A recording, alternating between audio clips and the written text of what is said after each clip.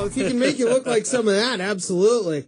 Charlie Rogers joins us, owner-operator, building specialist with Habitat Audits.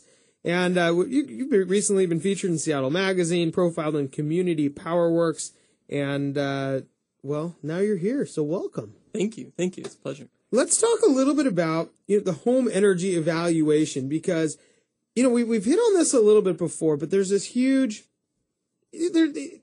It's expensive to own a house. It's expensive to operate a house. Yeah. And so talk a little bit about how that home energy evaluation works for you. Right. Well, the expense can be one thing, but there's a lot of other reasons why someone might be interested in this service. So the first thing I like to do after I walk through the door is figure out why I'm there, what the homeowner is looking to get out of the service, because there's many different reasons why someone might pick up the phone and call me.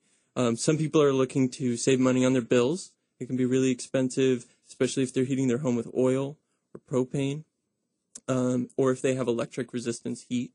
And then sometimes, or a lot of the times, people are just uncomfortable in their homes.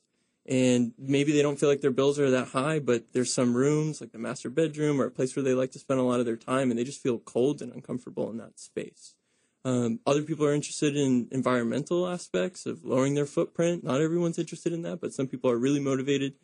And so there's also some things that this touches on in terms of health and safety, indoor air quality, as well as big purchase items like, I think I need to replace my furnace or water heater, want to figure out what the right thing is to do, and I want you to look over everything else. So it's not like a building inspection as much as it's kind of like, you're not looking at the foundation or the walls, right, or the roof. Right.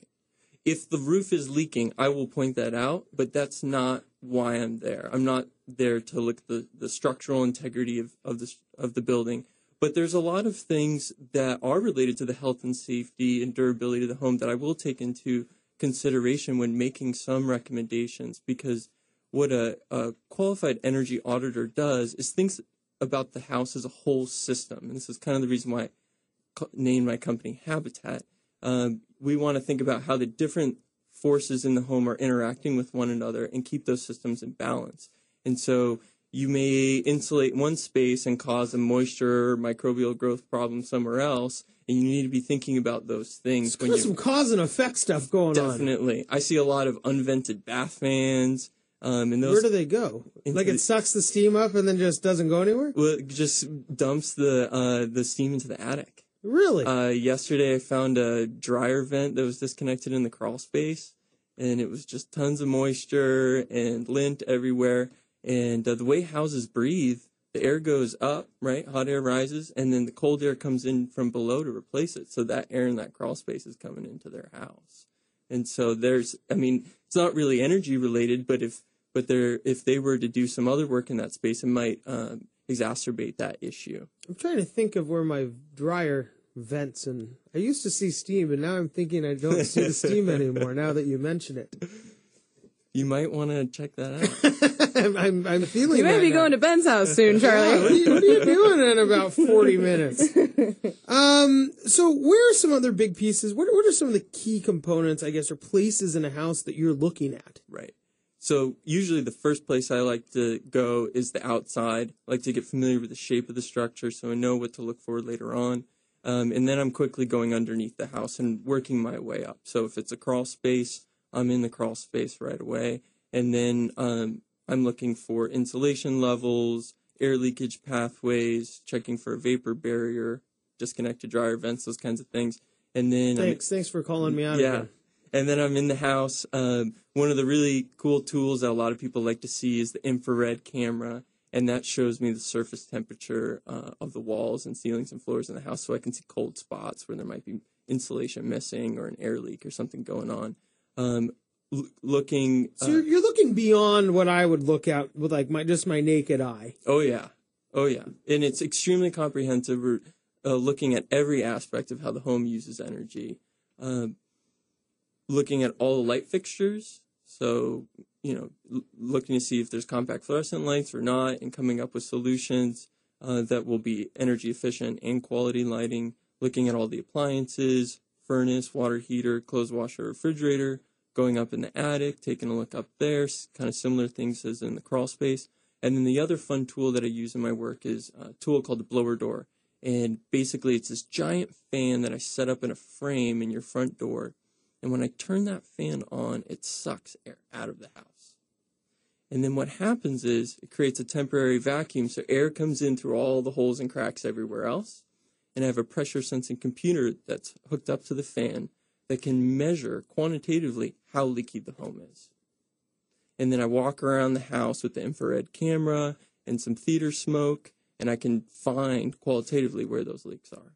And that gives you the ability to then fix it. Yeah, well, it hones in on, what's the real issue here? Or maybe someone thinks that something is really leaky and we can rule that out. Well, actually, that isn't leaky once we exaggerate the conditions. How leaky are people's houses in general? It's kind of a weird question. It really varies. So, we're not roof leaky, but like air leaky, right? Energy leaving the home. Yeah. So, this morning I was at a house that had an hourly air exchange. So every hour, over 100% of the air escapes. So they had 105% hourly air exchange rate. Typically a new home will have a 30% hourly air exchange rate. And that's, about minimum of what you would want to see before the building's too tight and you could have some indoor air quality problems. So really, the air in your house changes. I mean, even at 30%, that's almost once every, 3.5 hours? Yeah. That's still pretty often. Yeah, but you need that extra air to dilute pollutants you gotta breathe. In your home. Yeah, because there's, filters and filters can only clean the air of certain size particles. And so we need to dilute those pollutants that are just in everybody's homes. When scientists look at where we're exposed to pollutants in our lives, it's primarily in our homes. And so having proper ventilation in your home is really important to make sure that you've got good air to breathe. Well, I would think that the good air to breathe has a lot of long-term benefits. Yes. I mean, that's why people go about doing this also on top of the saving money. Sure. Yeah. And this is just one minor thing that motivates people in this area. Really, it's comfort and energy savings. What are some of the other things you're evaluating? I mean, you're looking at the heater. Yeah. And now, and you talk about actually, we hit on this earlier before the show, a heat pump, which is a newer way of, it sounds old school to me, a heat pump. Right. But really, it's this very new modern way to heat and cool homes. Well, the biggest changes that have happened recently are, to America, we've started to get inverter-driven heat pump systems. So what an inverter-driven system means is that it's modulating, it's kind of like when you're driving a car and you step on the accelerator, you can incrementally change the speed of the car. That's calculus. Versus like a light switch, which is either on or off. So traditionally, heat pumps in the United States have been unitary. They're either on or they're off. Now we're starting to see a lot of heat pumps being installed. They're inverter-driven, so they modulate their flow, and they can also be ductless. And so these types of ductless, inverter-driven heat pumps were invented in Japan in the 70s. They're a tried-and-true technology. They're very, very robust, and I think it's the heating system of the future. I'm often recommending this for folks. It's a great system. Some people, it's hard to explain because it kind of sounds like magic. It basically works like an air conditioner in reverse. Instead of taking heat out of your home like an air conditioner does and putting it outside, it takes heat from the air outside and brings it inside. Well, at that point, usually people are thinking this guy's a dummy. It's cold outside. Where are you getting that heat from? But you can still cool the cold air down further and take energy out of it. And these systems will work very efficiently, even down to 5 or 10 degrees Fahrenheit. So our climate is really good for air source heat pumps like these. We're here with Charlie Rogers with Habitat Audits. Charlie, what is that one of the biggest recommendations, or is that one of the bigger things that you're seeing these days is heater and air conditioning? I mean, those are the big money suckers and I guess probably the big energy suckers. Well, not necessarily. We're leaking and leakies and yeah. Not necessarily. I mean, having an efficient heating system is important, but it's usually secondary to a lot of other things.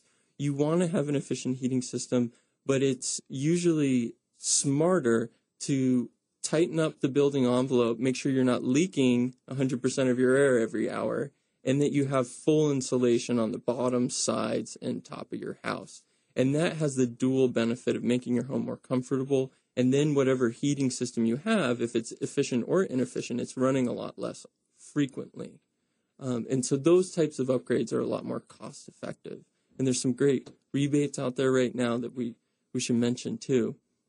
In Seattle, there's City Light provides a lot of great rebates for insulation and upgrades to heating systems and water heating systems. And there's this great program that's federally funded through the city of Seattle. It's called Community Power Works. You mentioned it earlier. They're offering huge incentives up to $3,700. That money's not going to be here for very long. There's about a little bit less than a year that homeowners in Seattle have an opportunity to take advantage big reasons to do this quickly. Yeah. Charlie, what about windows? Because windows seem to be single pane, double pane. Everyone wants to talk about triple pane, vinyl, metal. There's so many aspects to it, and I just like mine to be clean. Sure. Windows are interesting. They the window manufacturers and the window installers heavily market to us, and everybody knows this. They knock on your door, they insert it into your newspaper. But at the end of the day, windows are not a very cost-effective thing to do if you're looking to lower your bills for three reasons. One, they're extremely expensive per square foot. Two, the improvement in thermal performance of the window that you're going to see from going from your existing window to your new window can be significant, but it's really not that huge compared to what you can do with like an uninsulated wall to insulating the wall, or a little bit of insulation in the attic to a lot of insulation in the attic. And third, in most cases, windows don't represent a very large proportion of the surface area of the whole house. And so windows are usually the last thing I would recommend. I tell people upgrade them for other value propositions, like you don't like the way they look, or you got noisy neighbors, or they're broken, or you don't like the way they function. They're broken. There's a reason. Yeah. They're currently held together with duct tape, which we also recently learned that you can't use duct tape on ducts anymore. Isn't that funny? Yeah. It's hilarious. They're going to have to change the name to everything but duct tape. Well, the adhesive dries out because the hot air dries the adhesive, and then it just kind of crumbles apart, and then the ducts fall apart. It's so bizarre. Who knew that you wouldn't be able to use duct tape on ducts? But going back to the window conversation, you're right. The window guys are aggressive. I remember I filled out, I don't know where I was, and there was a company that I think went out of business. And, you'd fill out a form somewhere, win something, who knows, I was probably at a home show or something. Right. I must have gotten 45 phone calls. Right. Hey, let us just come out. We're just going to show you.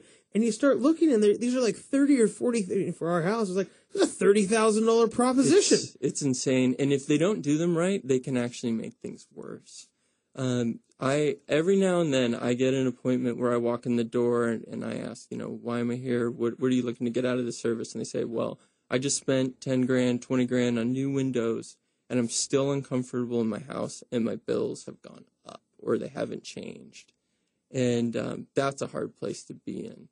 But it sounds like that's where actually consulting a professional so you understand what's wrong, right, and fixing the issue, not guessing at it, is a real key point, which could save you a lot of money. Absolutely. Charlie, thank you so much for joining us. You're a great guy to be able to come out here and let us know all these interesting things about. It's been fun. Yeah, well, it's been fun for us too. Charlie, thanks so much for joining us again. Charlie Rogers, Habitat Audits. When we come back, Heather Moore is going to join us. Clayne, after looking at my new favorite photographer in the whole world, is coming back. We're going to chat some more. We'll be right back after this break. You're listening to Brashenomics.